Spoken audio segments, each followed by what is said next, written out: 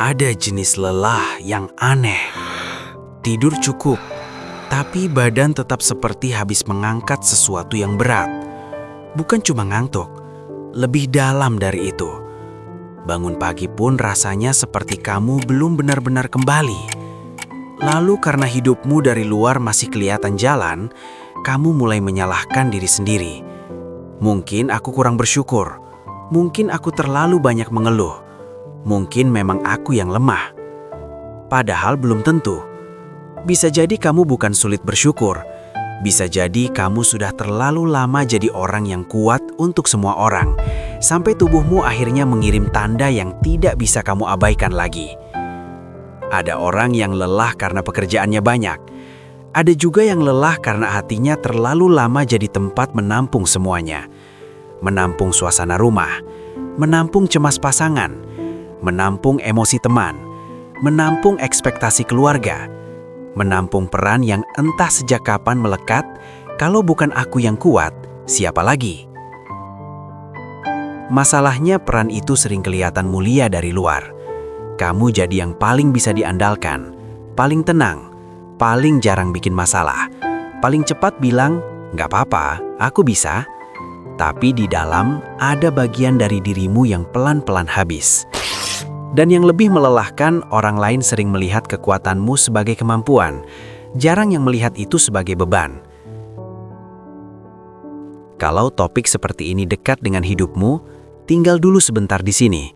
Dan kalau kamu merasa obrolan seperti ini membantu kamu memahami hal-hal yang selama ini susah dijelaskan, kamu bisa subscribe ke sisi lain kita.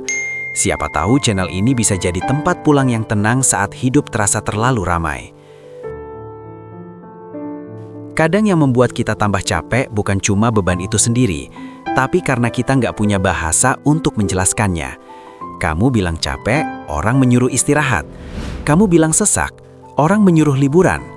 Kamu bilang hati rasanya penuh, orang jawab, coba lebih bersyukur. Padahal ada kelelahan yang nggak selesai hanya dengan tidur. Ada capek yang nggak sembuh hanya dengan cuti.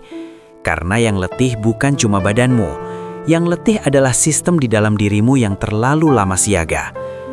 Mungkin hasil check up normal, mungkin dari luar semuanya baik-baik saja. Kamu masih kerja, masih balas chat, masih bisa ketawa, masih kelihatan waras. Tapi ada rasa berat yang tinggal di tubuh. Bahu tegang terus, rahang sering mengeras tanpa sadar, napas pendek. Begitu malam datang, baru terasa betapa penuh isi dalam diri. Ini yang sering membingungkan, karena tidak ada satu kejadian besar yang bisa kamu tunjuk. Nggak ada satu drama tunggal yang menjelaskan semuanya. Tapi tubuhmu seperti sedang memproses sesuatu terus-menerus. Seolah-olah kamu masuk ke satu ruangan, lalu pulang membawa suasana ruangan itu. Ada orang sedang gelisah, kamu ikut berat. Ada orang sedang marah, badanmu ikut kaku. Ada rumah yang penuh ketegangan, kamu yang diam-diam menyerap semuanya supaya keadaan tidak makin buruk. Gak semua orang sadar kalau dirinya seperti ini. Ada yang memang dari dulu terbiasa peka, bisa menangkap perubahan nada suara, bisa merasa ada yang tidak beres bahkan sebelum orang lain bicara. Bisa tahu siapa yang sedang menahan sesuatu hanya dari cara dia duduk atau menjawab singkat. Kepekaan seperti ini sebenarnya bukan masalah. Bahkan kadang membuatmu jadi orang yang hangat dan penuh perhatian. Masalahnya muncul saat kepekaan itu tidak dibarengi batas. Kamu merasakan, lalu tanpa sadar ikut memikul. Di titik itu, kamu bukan cuma hadir untuk orang lain. Kamu jadi seperti pemroses tambahan untuk emosi yang bahkan bukan milikmu. Makanya lelahmu terasa sampai ke tulang. Karena yang kamu bawa bukan cuma urusanmu sendiri. Ada terlalu banyak hal yang masuk, tapi sedikit sekali yang keluar. Kamu menyimpan banyak hal di dalam tubuh, karena selama ini hidup mengajarkanmu satu hal. Tetap tenang, tetap kuat, jangan bikin repot. Dan di sini, mungkin kita mulai sampai ke akar yang lebih dalam. Kenapa beban ini terasa sangat berat bagimu? Kenapa orang lain bisa tampak lebih santai, sementara kamu seperti selalu siaga? Jawabannya sering bukan ada di hari ini, tapi di peran yang kamu ambil jauh sebelum kamu sadar kamu sedang memainkannya. Banyak orang yang terbiasa jadi kuat, sebenarnya tidak benar-benar memilih peran itu secara bebas. Mereka belajar jadi kuat karena dulu rasanya itu satu-satunya cara agar hidup tetap aman. Mungkin kamu tumbuh di rumah yang emosinya tidak stabil. Jadi kamu belajar membaca suasana, belajar menyesuaikan diri, belajar tidak menambah masalah, belajar jadi anak yang gak macem-macem, anak yang ngerti keadaan, anak yang bisa ngalah, anak yang bisa menunggu, anak yang tidak terlalu banyak minta. Lama-lama itu jadi identitas. Kamu jadi orang yang ikut aturan, tapi di dalam hati ada banyak hal yang tidak pernah benar-benar kamu setujui. Kamu jadi orang yang kelihatannya dewasa, padahal sebagian dari kedewasaan itu lahir dari kebiasaan menekan diri. Bukan karena kamu sudah selesai dengan luka, tapi karena kamu terlalu cepat belajar merapikan luka supaya orang lain tidak terganggu. Ada orang yang sejak kecil bukan cuma jadi anak. Dia juga jadi penenang ibunya, jadi penengah di rumah, jadi tempat curhat orang tua, jadi orang yang mengerti keadaan sebelum dia cukup umur untuk menanggungnya. Akhirnya dia tumbuh dengan keyakinan yang diam-diam sangat berat. Kalau aku tidak menjaga semuanya tetap tenang, sesuatu yang buruk akan terjadi. Kalau aku tidak kuat, orang-orang akan runtuh. Kalau aku jujur soal capekku, aku akan dianggap merepotkan. Maka ketika dewasa, peran itu terbawa kemana-mana. Di pertemanan, kamu yang jadi tempat bersandar. Di hubungan, kamu yang mengalah lebih dulu. Di keluarga, kamu yang pasti bisa ngerti. Di pekerjaan, kamu yang selalu dicari ketika situasi ribet.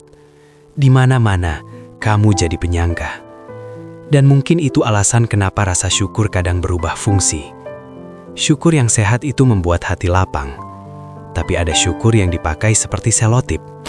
Untuk menutup retakan sebelum ada yang lihat. Untuk membungkam kalimat yang sebenarnya ingin keluar. Aku capek. Aku marah. Aku nggak sanggup terus begini. Bukan berarti kamu tidak tahu berterima kasih. Bukan. Justru mungkin kamu terlalu terbiasa memahami orang lain sampai perasaanmu sendiri selalu kamu suruh mundur. Kamu bilang, ya udah, masih banyak yang lebih susah. Kamu bilang, aku harusnya tetap bersyukur. Kamu bilang, gak enak kalau aku mengeluh. Tapi tubuh jarang bisa dibohongi selama itu. Makanya ada orang yang rahangnya tegang terus, lehernya keras, bahunya seperti selalu mengangkat sesuatu, perutnya gampang tidak nyaman, badannya gampang kaget. Bukan cuma karena stres biasa, seringkali itu tubuh yang sedang menahan terlalu banyak yang tidak pernah sempat keluar.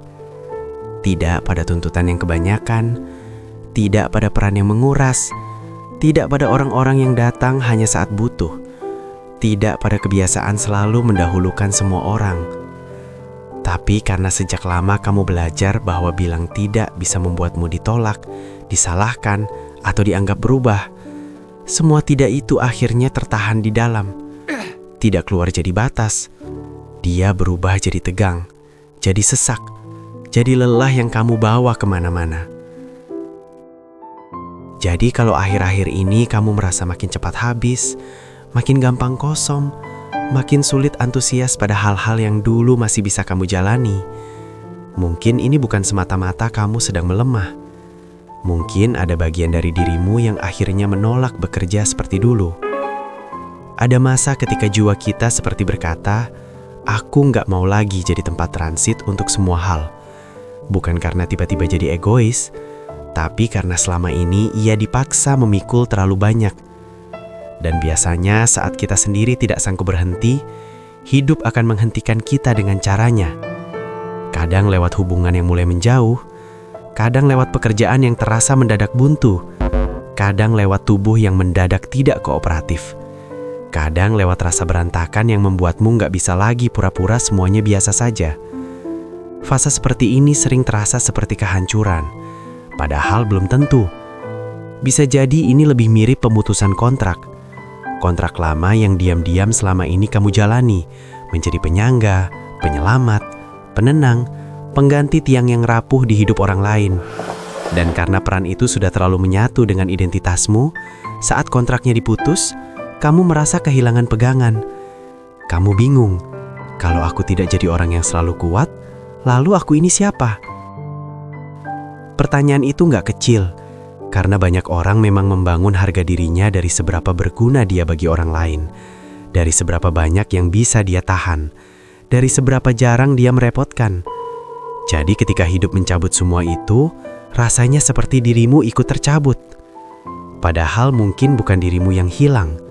Mungkin yang sedang lepas adalah peran lama yang sudah tidak cocok lagi dengan hidupmu sekarang.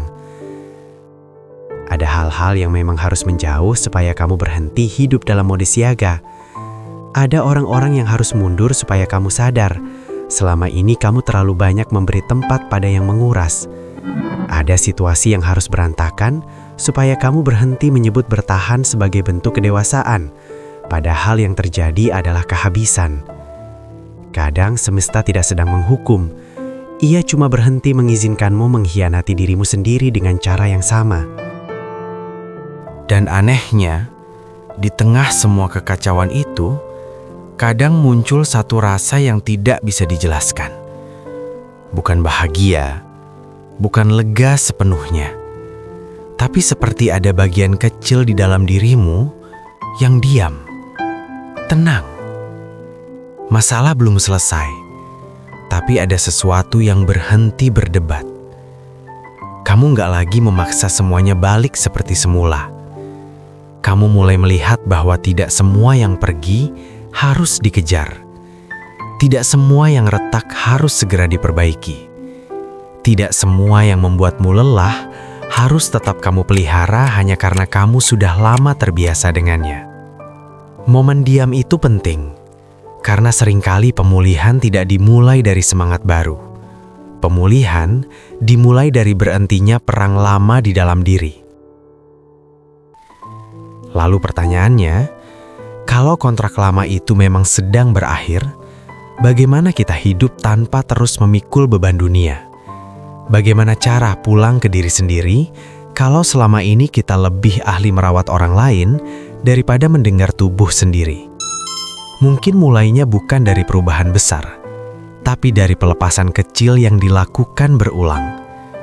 Setiap malam sebelum tidur, coba duduk sebentar tanpa distraksi. Gak usah lama, 2 menit pun cukup. Tanya ke diri sendiri dengan jujur. Hari ini, aku membawa apa yang sebenarnya bukan milikku. Mungkin ada nada bicara seseorang yang masih tinggal di kepalamu. Mungkin ada kekhawatiran keluarga yang masih kamu bawa di dada. Mungkin ada rasa bersalah yang sebenarnya lahir dari ekspektasi orang lain, bukan dari suara hatimu sendiri. Gak perlu dibahas panjang. Cukup sadari, lalu beri izin pada tubuh untuk melepaskan.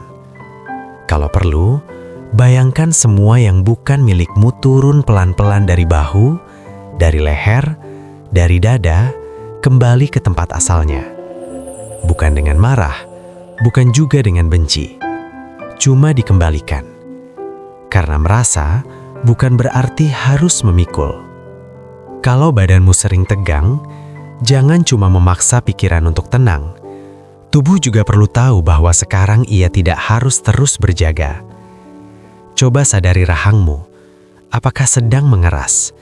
Bahumu, apakah naik tanpa sadar? Nafasmu, apakah tertahan? Hal-hal kecil seperti melemaskan rahang, menurunkan bahu, menapak penuh ke lantai, itu bukan tindakan sepele. Itu cara kamu memberi kabar ke tubuh. Sekarang aman, kamu boleh berhenti menjaga semuanya. Ada juga latihan sederhana yang mungkin terdengar aneh, tapi sangat jujur. Berdiri menghadap tembok lalu dorong perlahan dengan kedua tangan. Rasakan tenaga di lenganmu. Rasakan kaki menapak. Bukan untuk olahraga, tapi untuk memberi bentuk pada energi batas yang selama ini tertahan. Tubuhmu kadang butuh merasakan sensasi berkata, cukup sampai sini. Karena batas bukan cuma keputusan di kepala, dia juga pengalaman di tubuh. Dan satu hal lagi yang penting, istirahatmu bukan hadiah karena kamu sudah sempurna menyelesaikan semuanya. Istirahat adalah kebutuhan dasar dari jiwa yang terlalu lama bekerja tanpa jeda. Selama ini, mungkin kamu menganggap istirahat itu kemewahan, atau rasa malas, atau sesuatu yang harus ditebus dulu dengan produktif. Padahal, kalau kamu memang terbiasa jadi penyangga, istirahat itu seperti perawatan untuk sesuatu yang selama ini dipakai terus-menerus. Kamu tidak menunggu mesin rusak total baru dirawat. Begitu juga dirimu.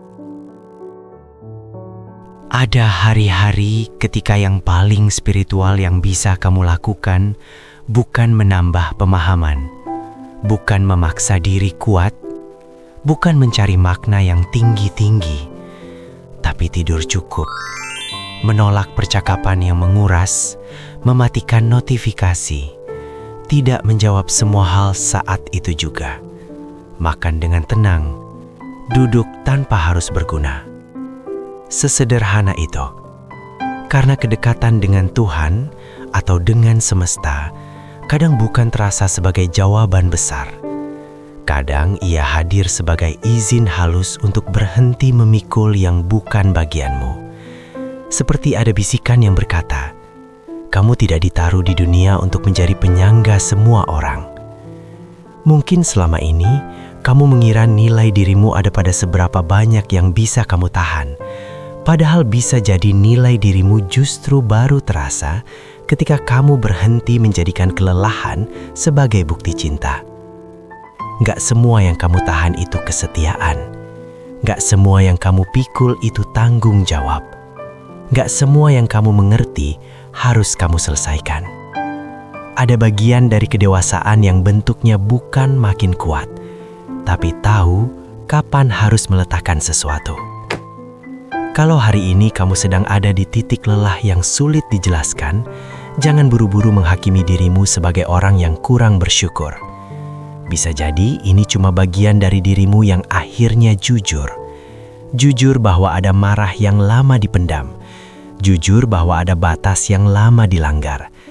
Jujur bahwa ada peran yang sudah tidak sanggup kamu jalani lagi. Dan kejujuran seperti itu bukan kemunduran. Itu awal pulang. Jadi mungkin hari ini kamu tidak perlu memaksakan diri jadi lebih positif. Tidak perlu buru-buru mencari pelajaran besar. Tidak perlu langsung menjadi versi dirimu yang paling tenang. Cukup mulai dari ini. Akui apa yang berat. Bedakan mana yang memang milikmu dan mana yang selama ini hanya numpang tinggal di tubuhmu. Lalu pelan-pelan kembalikan. Kamu boleh tetap punya hati yang peka tanpa harus jadi penampung untuk semua hal. Kamu boleh tetap peduli tanpa terus mengorbankan dirimu. Kamu boleh merasakan tanpa wajib memikul. Kalau ingin, kamu bisa simpan kalimat ini pelan-pelan di dalam diri. Aku bersedia merasakan, tapi aku tidak wajib memikul. Aku tidak harus jadi penyangga untuk semua orang. Dan hari ini, aku mulai pulang ke diriku sendiri.